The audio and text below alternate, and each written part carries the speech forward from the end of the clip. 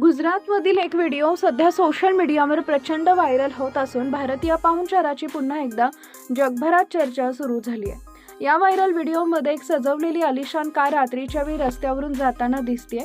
Car पूर्णपणे लग्नाच्या थाटात फुलांनी आणि लाईट्सनं सजवलेली असल्यामुळे ती पाहुण्यांचं लक्ष वेधून घेत आहे। दरम्यान गुजरात फिरण्यासाठी आलेले काही परदेशी पर्यटक रिक्षामधून प्रवास करत असतात। रस्त्यावरून जाणारी ही सजवलेली गाडी पाहून त्यांना उत्सुकता वाटते।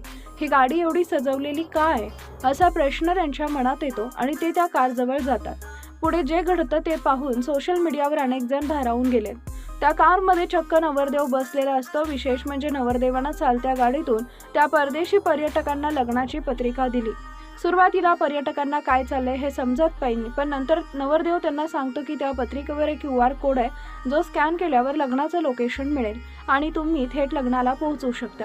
तुम्हाला आमंत्रण आहे असं म्हणत तो पर्यटकांना सांगतो आणि काही क्षणातच गाडी पुढे निघून जाते। हा प्रसंग पाहून परदेशी पर्यटकही आश्चर्यचकित झाले। भारतीय संस्कृतीतील आपुलकी, प्रेम आणि पाहुणचाराचा अनुभव त्यांना प्रत्यक्ष मिळाला। सोशल मीडियावर अनेकांनी या व्हिडिओचं कौतुक करत अतिथी देवो भव ही भारतीय संस्कृती अजूनही जिवंत असल्याचं म्हटलंय।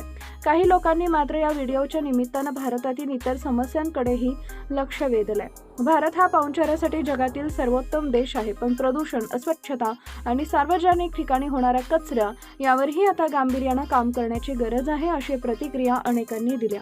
हा व्हिडिओ सध्या सोशल मीडियावर लाखो लोक पाहत असून भारतीय लग्नाचा उत्साह आणि भारतीय लोकांचा आडमुठेपणा पुन्हा एकदा जगासमोर आलाय।